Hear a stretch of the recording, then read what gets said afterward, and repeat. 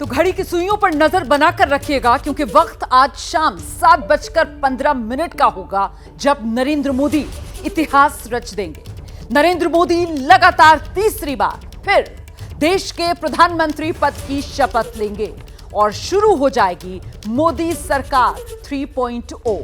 PM Modi से पहले सिर्फ देश के पहले प्रधानमंत्री पंडित जवाहरलाल नेहरू ही लगातार 3 बार प्रधानमंत्री रह चुके हैं। पीएम मोदी के शपथ ग्रहण की तैयारियां पूरी हो चुकी, मंत्रियों के नाम फाइनल हो गए, शपथ ग्रहण के लिए विदेशी मेहमान भारत पहुंच चुके हैं और अब इस वक्त की बड़ी खबर, मोदी के शपथ ग्रहण में वक्त बाकी रह गया है करीब 3 घंटों का।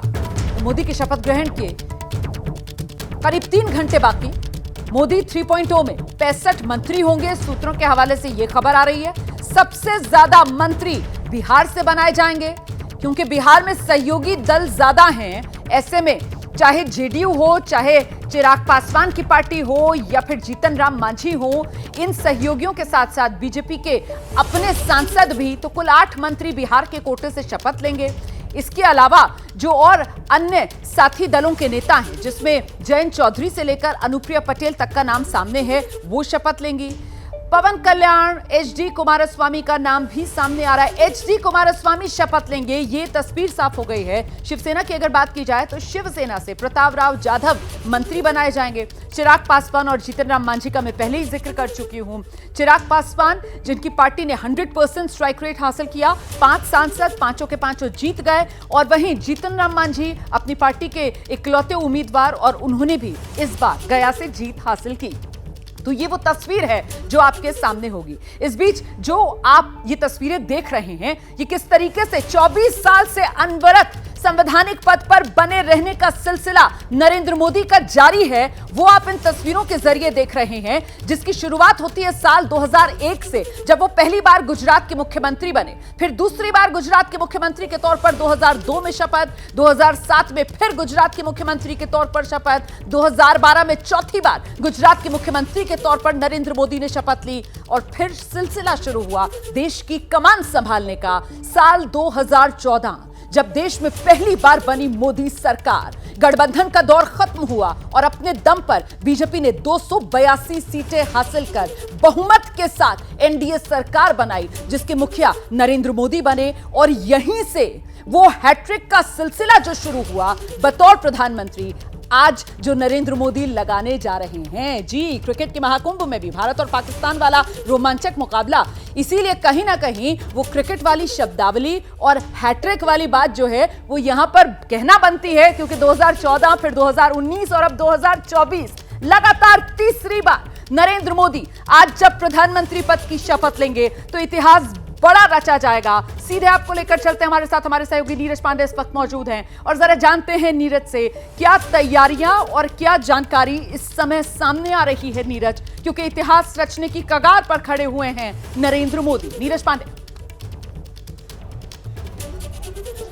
बिल्कुल रोमाना, आपने बिल्कुल ठीक कहा। इस समय इतिहास रचने के कगार पर खड़े हैं नरेंद्र मोदी, क्योंकि पंडित जवाहरलाल नेहरू के बाद नरेंद्र मोदी इकलौते व्यक्ति हैं, गैर कांग्रेसी नेता हैं, जो लगातार तीसरी बार प्रधानमंत्री बनने जा रहे हैं, और इसकी तैयारियां पूरी हो चुकी। और देखिए आप, इसकी तैयारियों का सबसे बड़ा फायदा उन लोगों को हो रहा है जो जिन लोगों ने कभी सोचा भी नहीं होगा कि कभी उन्हें प्रधानमंत्री के शपथ ग्रहण कार्यक्रम में जाना पड़ेगा। जैसे कर्तव्य पथ पर काम करने वाला कर्मचारी, कभी उसने सोचा होगा कि उसको प्रधानमंत्री अपने कार्यक्रम में इन्वाइट करेंगे और एक स्पेशल स्थान देंगे।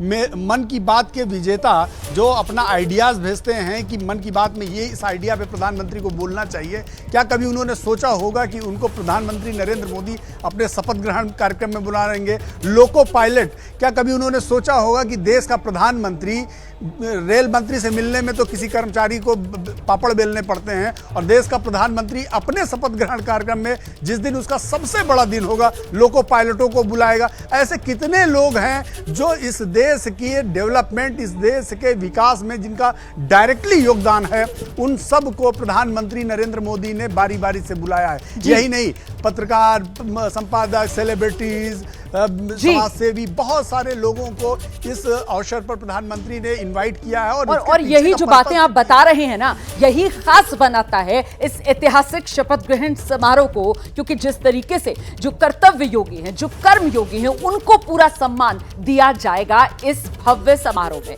और आइए अब सीधे आपको लेकर चलेंगे अपनी सहयोगी शिरीन के पास, क्योंकि जो 65 चेहरे जिन्हें मंत्रिमंडल में शामिल किया जाना है, उसमें बिहार को लेकर खासतौर से वो जो प्रतिनिधित्व की संख्या है वो जो सामने आ रही है, और चेहरे कौन कौन से हैं जानते हैं शिरीन से। बिल्कुल रोमाना, आपने बिहार का जिक्र किया है, तो बिहार में आखिर कौन कौन से वो चेहरे हो सकते हैं उसका जिक्र करेंगे, लेकिन उससे पहले जरा देखिए आप मैं कहां पर खड़ी हूं। मेरे पीछे इस वक्त आप ये राष्ट्रपति भवन और उसका ये प्रांगण देख रहे हैं, और अब से थोड़ी ही देर बाद वो तमाम चेहरे जिनको लेकर कई कयास थे और वो सब फाइनल हो जाएंगे, वो सब सामने आ जाएंगे कि आखिर कौन कौन से चेहरे, कौन कौन से राज्य, कौन कौन सी सहयोगी दलों के हैं जो शपथ लेने जा रहे हैं। लेकिन सबसे पहले यहीं से अपने दर्शकों को हम बिहार की बात बताते हैं। जैसा रोमाना आपने भी कहा कि बिहार खास है, सबसे ज्यादा मंत्री वहां से बनाए जाएंगे, तो ये देखिए ये मेरे सामने वो चेहरे इस वक्त आ गए हैं, और एक एक करके हम उनकी जानकारी आपको दे रहे हैं कि कौन कौन से चेहरे जो बनाए जाएंगे, चाहे वो बीजेपी के तो होंगे ही, साथ ही सहयोगी दल के कौन कौन से होंगे। आप देख रहे हैं ललन सिंह जेडीयू से, इसके साथ ही आप यहां पर देख रहे हैं कि ब्रजभूषण निषाद, राजभूषण निषाद भी यहां पर, और साथ ही गिरिराज सिंह भी जो मंत्री बनाए जाएंगे।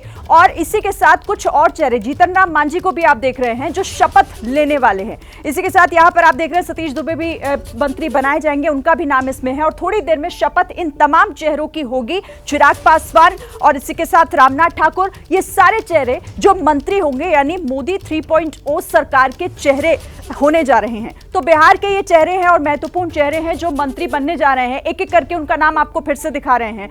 और चलिए हमारे साथ इस वक्त देखिए मेरे सहयोगी प्रकाश कुमार हमारे साथ जुड़ रहे हैं। सबसे पहले उन्हीं से समझ लेते हैं। प्रकाश, क्योंकि सारे चेहरे सामने आ गए, थोड़ी देर बाद सब शपथ भी लेंगे, लेकिन ये समीकरण क्या है? बिहार से सबसे ज्यादा मंत्री, क्या समीकरण बैठाने की कोशिश है? शिरीन, बिहार में जाति आधारित समीकरण को बिठाना सबसे ज़्यादा महत्वपूर्ण और मजबूरी भी होती है। लेकिन इस पूरे एनडीए में देख लें तो 3 अगड़ी जाति से आते हैं, 3 अति पिछड़ी जाति से और 2 दलित से हैं। तो जाहिर है कि ये समीकरण तो बना दिया गया है, लेकिन अगड़ी जाति में किन को प्रतिनिधित्व मिला है? तो 2 भूमिहार हैं, 1 ब्राह्मण है। तो इसमें राजपूत कोई नहीं है और ना ही कोई कायस्थ हुआ है।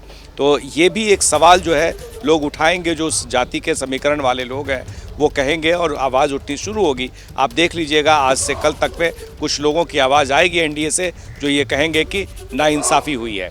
दूसरी तरफ पिछड़ी और अति पिछड़ी जाति से, तो रामनाथ ठाकुर अति पिछड़ी जाति से आते हैं। जो चौधरी बनाए गए हैं मुजफ्फरपुर के सांसद, वो भी अति पिछड़ी जाति से आते हैं, सहनी है, निषाद समाज से आते हैं। और जो पिछड़ी जाति से यादव समाज से आते हैं वो नित्यानंद राय हैं। तो 3 जो है पिछड़ी जाति को प्रतिनिधित्व मिला है। अगर एनडीए को जोड़ ले तो, बीजेपी को छोड़ दें अगर, और वहीं अलग अगर रखेंगे तो फिर मामला दूसरा हो जाएगा। वहीं दलित, क्योंकि खुद अपनी पार्टी के सांसद हैं चिराग पासवान, तो वो खुद बन रहे हैं, पासवान जाति से आते हैं। वहीं हम मांझी, जो हम पार्टी के हैं जीतन राम मांझी, वो मुसहर समाज से आते हैं, तो उनका वो प्रतिनिधित्व मांझी समाज दे रहा है। तो कोशिश की गई है कैटेगरी वाइज अगर देखें तो अगड़ी पिछड़े और दलित और महादलित ये मिला है। लेकिन अब अगड़ी जाति में भी उस समाज को नहीं मिला है जो समाज कह रहा है कि वो एनडीए का समर्थक है। उनके 3 सांसद जीत के आए हैं, लेकिन किसी को मंत्री पद नहीं दिया गया है। तो आज न कल इस मामले पर काफ़ी राजनीति होगी, ये तय है शिरीन। जाहिर है राजनीति होगी भी और देखना होगा कि वो किस तरीके से फिर आगे बढ़ेगी। फिलहाल आप हमारे साथ रहिए, आगे भी हम आपसे बातचीत करेंगे। तो ये तो बिहार की बात हो गई, लेकिन कुछ और प्रदेशों का भी जिक्र करेंगे और वहां से कौन कौन से चेहरे मंत्रिमंडल में शामिल हो रहे हैं उसकी भी जानकारी आप शपथ का दिन है आज। बता दें आपको, आज के दिन की जब शुरुआत हुई तो प्रधानमंत्री आवास पर चाय पर चर्चा प्रधानमंत्री नरेंद्र मोदी ने उन सांसदों से की जिनके नाम संभावित मंत्री के तौर पर सामने आए हैं, और ऐसे में वो कौन कौन से चेहरे हैं उनके बारे में भी आपको बताएंगे, जिनसे प्रधानमंत्री नरेंद्र मोदी ने आज जब चर्चा की तो आने वाले 100 दिन के रोड मैप को लेकर आगे का रास्ता दिखाया। इसमें निर्मला सीतारमण से लेकर आप देख रहे हैं अर्जुन राम मेघवाल, धर्मेंद्र प्रधान, किरण रिजिजू, ये वो चेहरे जो पहले भी मोदी मंत्रिमंडल में रहे हैं। मोदी 2.0 में भी आपने इनको देखा, चाहे मनसुख मांडविया हो, अनुप्रिया पटेल हो, राजनाथ सिंह हो, नितिन गडकरी हो। ये वो चेहरे हैं जो पहले भी जिम्मेदारी निभाते आए हैं। इसमें पीयूष गोयल, जितेंद्र सिंह, हरदीप पुरी, राव इंद्रजीत सिंह, ये सब मोदी 2.0 में भी मंत्री के तौर पर जिम्मेदारी निभा चुके हैं। और ऐसे में कुछ नए चेहरे जो सहयोगियों के हैं वो भी इस बार देखने के लिए मिलेंगे। लेकिन इस बीच आपको दिखाते हैं मोदी कैबिनेट में रामदास आठवले को भी जगह मिलेगी। वो भी मोदी के साथ आज शपथ लेंगे। मोदी कैबिनेट में जगह मिलने पर उन्होंने अपने अंदाज में ही इस मोदी सरकार को दी है बधाई। सुनिए।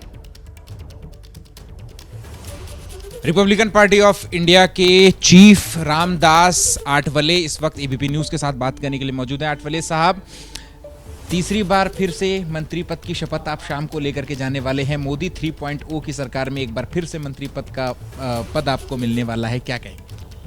हाँ, तो तीसरी बार मुझे मंत्री पद का मौका मिल रहा है, ये मेरे लिए बहुत बड़े आनंद की बात है। मेरी पार्टी लगातार 10 साल से मोदी साहब के साथ रही है। एनडीए के आप सहयोगी दल हैं, लेकिन लोकसभा चुनाव में आप लड़े नहीं, सांसद एक भी नहीं है लोकसभा में आपका, आप खुद राज्यसभा में सांसद हैं, लेकिन उसके बावजूद तीसरी बार आप मंत्री पद की शपथ लेंगे, ऐसा क्या खास है रामदास आठवले? मतलब उसमें है बहुत ही खास। मुझे तीसरी बार प्रधानमंत्री ने मंत्री पद देने का उसमें बहुत ही खास, क्योंकि मेरा नाम है रामदास। आप चाय पर चर्चा पर मौजूद थे, प्रधानमंत्री आवास पर 100 दिन का प्रधानमंत्री ने विजन रखा कि उस पर काम करना है, क्या मैसेज दिया और सांसदों में कितनी ऊर्जा का संचार हुआ जब प्रधानमंत्री ने जो है वो अपना संबोधन किया? मैंने तो मन में बोला कि मुझे तो बोलने का मौका नहीं था, लेकिन मैं तो मतलब इतना ही बताना चाहता हूँ कि आज का दिन हमें हमेशा रहेगा याद।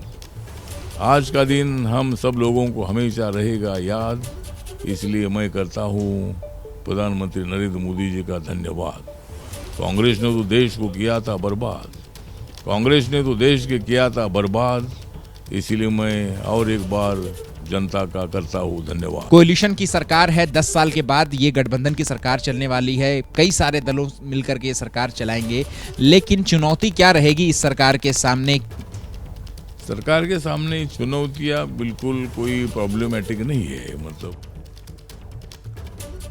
रामदास आठवले को आप सुन रहे थे। इसमें कोई दो राय नहीं है कि सुनहरे अक्षरों में इतिहास में दर्ज हो जाएगी आज की तारीख 9 जून 2024, जब लगातार तीसरी बार देश के प्रधानमंत्री के तौर पर नरेंद्र मोदी लेंगे शपथ। तो देश में आज शपथ के साथ इतिहास रचने जा रहे हैं नरेंद्र दामोदर दास मोदी। 2014, 2019 के बाद अब 2024 में लगातार तीसरी बार देश के प्रधानमंत्री के तौर पर नरेंद्र मोदी आज शपथ लेंगे। और आज की प्रधानमंत्री की जो शपथ है वो खास इसलिए होगी क्योंकि इस बार की शपथ में जो मंत्रिमंडल के चेहरे उनके साथ शपथ लेते हुए नजर आएंगे, उसमें सहयोगियों की भी एक बड़ी हिस्सेदारी देखने के लिए मिलेगी। क्योंकि 2024 में बीजेपी अपने दम पर बहुमत से चूकी है, 240 का आंकड़ा बीजेपी का अपना और एनडीए 293। तो ऐसे में सहयोगियों के वो कौन कौन से चेहरे जो आज मंत्रिमंडल में शामिल किए जाएंगे, जानने के लिए सीधे आपको लेकर चलते हैं अपनी सहयोगी शीरीन के पास। बिल्कुल रोमाना, हम दर्शकों को जानकारी दे रहे हैं शपथ से पहले ही आखिर मंत्रिमंडल का चेहरा कौन कौन बनने जा रहा है, कौन कौन सहयोगी दलों से किस किस चेहरे को मंत्रिमंडल में शामिल करने की पूरी तैयारी है। और अब से थोड़ी देर बाद यहीं पे ये जो राष्ट्रपति भवन का प्रांगण आप देख रहे हैं, वो तमाम चेहरे आपके सामने होंगे जो शपथ लेते हुए आपको दिखाई दे जाएंगे। और यहाँ बीजेपी के सहयोगी दलों से जो मंत्री बनाए जा रहे हैं आज, उनके नाम भी आपको दिखा रहे हैं हम। जेडीयू से सांसद ललन सिंह, रामनाथ ठाकुर जो हैं वो भी आज शपथ लेने वाले हैं। जीतन राम मांझी भी शपथ लेंगे थोड़ी देर में। और चिराग पासवान, जिन्होंने अपनी 5 सीटें जहां चुनाव लड़ा वो जीती हैं, वो भी मंत्रिमंडल का हिस्सा होंगे। जयंत चौधरी भी आज शपथ लेंगे। इसके साथ ही अनुप्रिया पटेल हैं, कुमारस्वामी भी, एचडी कुमारस्वामी भी शपथ लेंगे। और इसी के साथ यहां पर पवन कल्याण भी शपथ लेने जा रहे हैं। ये सहयोगी दल और सहयोगी दलों के जो मुख्य चेहरे हैं जिन्हें मंत्रिमंडल में शामिल किया जाना है। इसी के साथ प्रताप राव जाधव भी आप देख रहे हैं जो शपथ लेंगे अब से थोड़ी ही देर बाद। और उसकी एक एक डिटेल्स भी हम आपको बता रहे हैं कि आखिर वो समीकरण क्या है, क्या साधा गया है, किस बात को ध्यान में रखा गया है, जिसके बाद इन चेहरों को फाइनल किया गया है। रोमाना, और आइए सीधे आपको ग्राउंड पर लेकर चलेंगे। हमारे साथ हमारे तमाम सहयोगी इस वक्त मौजूद हैं। पहले आपको लेकर चलते हैं अभिषेक उपाध्याय के पास। अंकित गुप्ता भी इस वक्त हमारे साथ मौजूद हैं। और अभिषेक, यहां उत्तर प्रदेश का जिक्र करना इसलिए महत्वपूर्ण हो जाता है क्योंकि उत्तर प्रदेश में जो सहयोगी हैं, अनुप्रिया पटेल तो ठीक है पुरानी सहयोगी, लेकिन दूसरे सहयोगी जिनको मंत्रिमंडल में जगह मिलने जा रही है वो जयंत चौधरी।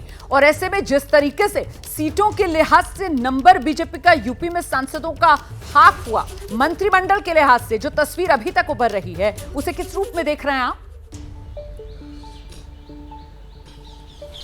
सबसे बड़ी बात यह है रोमाना कि यूपी में जो मंत्रिमंडल की तस्वीर इस समय यूपी के कोटे से उभर रही है, उसमें सीधे से बीजेपी का जो नुकसान हुआ है उस नुकसान की छाया दिख रही है। और वो दिख रहा है कि बीजेपी ने जो खोया है उसको कंपनसेट करने की कोशिश है। अब आप देखिए, बीजेपी ने इस बार ये जो नए नाम सामने आए हैं, इसमें सबसे अहम बात यह है कि BL वर्मा का भी नाम शामिल है। इसमें BL वर्मा के अलावा पंकज चौधरी का भी नाम शामिल है। यानी कि लोध से लेकर के और जो कुर्मी समीकरण है वो बिठाया गया है। इसके अलावा जो महाराजगंज से पंकज चौधरी का नाम है ही है, और जितिन प्रसाद का नाम ब्राह्मण चेहरे के तौर पे शामिल है। तो ये सारे जो कास्ट कॉम्बिनेशन हैं वो सारे कास्ट कॉम्बिनेशन यहाँ पर बनाए गए हैं, मेंटेन किए गए हैं। और इसीलिए मेंटेन किए गए हैं क्योंकि चुनाव में खास तौर पर कुर्मी वोट बैंक है उसका बड़ा नुकसान हुआ है जी। लोध वोट बैंक है वो छिटका है। खुद कल्याण सिंह के बेटे अपना चुनाव हार गए हैं। तो इन सारी चीजों को देखते हुए ये पूरा का पूरा समीकरण बनाया गया है ताकि आगे के लिए जो मैसेज है वो मैसेज बहुत ही क्लियर जाए। बहुत महत्वपूर्ण बात आप बता रहे हैं, इसी को आगे बढ़ाएंगे। अंकित गुप्ता के पास भी चलेंगे कि राजनीति के इस रण में मंत्रिमंडल के चेहरों की जरिए किस तरीके से वो जो सियासी समीकरण है उसे साधने की आगे तैयारी है। तो आने ही वाली है शपथ की शुभ घड़ी, ऐतिहासिक घड़ी, जब तीसरी बार देश के प्रधानमंत्री के तौर पर लगातार नरेंद्र दामोदर दास मोदी शपथ लेंगे। और उनके साथ 65 मंत्रियों के नाम सामने आ रहे हैं, जिसमें तेलंगाना से अगर बात की जाए तो बीजेपी के कोटे के 2 नाम एक बार फिर से सामने आ रहे हैं, बंडी संजय कुमार और जी किशन रेड्डी। जी किशन रेड्डी से खास बातचीत जरा सुनाते हैं पहले आपको। एक विश्वास जनता है क्योंकि श्रीनिवास वर्मा हो, बंडी संजय हो, मैं हो, हम ऑर्डिनरी कार्यकर्ता है। हमारा परिवार कोई राजनीति में नहीं है, हमारा परिवार कोई बड़ा बिजनेस वाले नहीं है। हम किसान के परिवार में हैं, गांव के परिवार में हैं और छोटे से परिवार से आए। आज भारतीय जनता पार्टी आइडियोलॉजी के देश की सेवा करने के लिए और आइडियोलॉजी के लिए हम भारतीय जनता पार्टी में शामिल होकर इतने साल काम किया है। मगर काम करते हुए आज दिल्ली तक आए। हम दिल्ली में आते, केंद्र सरकार में रहते, MP बनते, ऐसा कभी हम सोच के पार्टी में शामिल नहीं हुआ। ऑर्डिनरी कार्यकर्ता का ऐसा पार्टी में शामिल हुआ। ऐसा ही आज हमारा पार्टी एक ही पार्टी ऐसा दिखता है। ऑर्डिनरी वर्कर्स भी आज दिल्ली तक केंद्र सरकार में कैबिनेट मिनिस्टर तक लाने वाला पार्टी कोई पार्टी नहीं है। हमारा कोई ग्रुप नहीं है, हमारा कोई कास्ट नहीं है। हमारा कास्ट ही भारतीय जनता पार्टी है, हमारा ग्रुप भारतीय जनता पार्टी है, हमारा परिवार भारतीय जनता पार्टी कार्यकर्ता है। वैसा ही प्रधानमंत्री से लेके हमारे जैसे साधारण कार्यकर्ता तक पार्टी भारतीय जनता पार्टी में ही आपको इंकरेजमेंट मिलता है। आखिरी सवाल सर, किन किन लोगों को शपथ ग्रहण के लिए इनवाइट किया गया है? पॉलिटिकल पार्टी से कौन है, गवर्नमेंट से कौन है और कौन लोगों को इनवाइट किया? तो अभी मैं नहीं देख रहा हूँ काम, मगर सभी पॉलिटिकल पार्टीज़ को, सभी MPs को बुलाए गए, NDA पार्टनर्स को बुलाए गए, दूसरा राजनीतिक पार्टियों को भी बुलाए गए। हम कोई बुलाने में कोई शिक्षक नहीं है, सबको बुलाते हैं क्योंकि ये सरकार NDA का सरकार होगा मगर देश का सरकार है, भारत का सरकार है। प्रधानमंत्री सिर्फ NDA BJP का नहीं है, भारत का प्रधानमंत्री है। मंत्री बनेगा पूरे लोग आज भारत का मिनिस्टर्स है। इसीलिए सभी पार्टियों से, सभी लोगों से मिलजुल कर आज आगे बढ़ना चाहिए। नरेंद्र मोदी जी आज यही बताए, हम विपक्ष के सांसदों को भी गौरव देना है, NDA सांसदों को भी गौरव देना चाहिए। हम कोई विवक्षता बताना नहीं चाहिए, कोई डिस्क्रिमिनेशन नहीं रहना चाहिए। सबको मिलकर सभी प्रांतों को, सभी भाषा वालों को, सभी रिलीजियस को, सभी कास्ट वालों को, सभी प्रांतों को, सभी पॉलिटिकल पार्टीज को मिलकर देश को आगे बढ़ाना चाहिए। ये जी आज नरेंद्र मोदी जी आने वाले इस 5 साल के लिए एजेंडा सेट किया है। 100 दिन के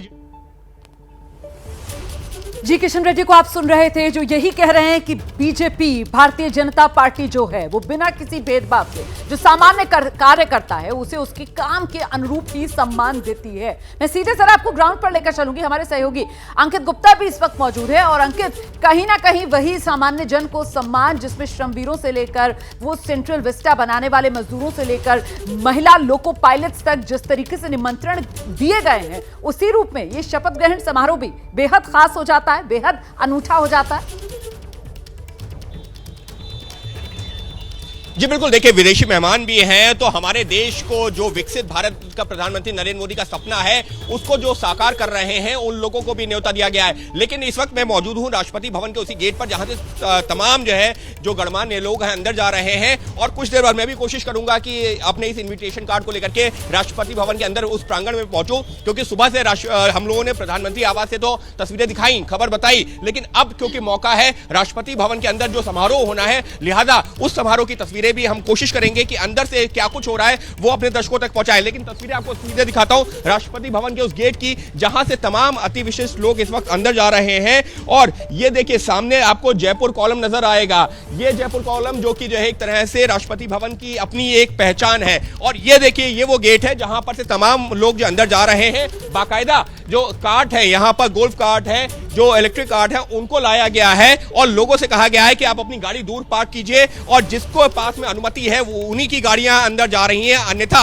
अधिकतर लोगों को यहाँ पर गेट पर रोका जा रहा है और उनसे कहा जा रहा है कि आप इस जो है ये जो कार्ट है इसमें जाकर के आप अंदर पहुंच सकते हैं। तो कोशिश हमारी यही है कि प्रधानमंत्री आवास से लेकर के राष्ट्रपति भवन तक जो भी घटनाक्रम हो रहा है अपने दर्शकों तक पहुंचाएं सारी तस्वीरें और जानकारी। जी बिल्कुल, सबसे पहले हमारे जो सहयोगी जो ग्राउंड पर मौजूद हैं वो हर तस्वीर हर खबर आप तक पहुंचाने का काम कर रहे हैं और हलचल जो है वो अब बढ़ना शुरू हो गई है। राष्ट्रपति भवन के बाहर तैनात अंकित गुप्ता यही जानकारी दे रहे थे। तो आज मंत्रिमंडल के जरिए किस तरीके से सियासी समीकरण साधने की भी एक कोशिश इन चेहरों के जरिए की जाएगी, उसको लेकर भी चर्चा आगे बढ़ाएंगे।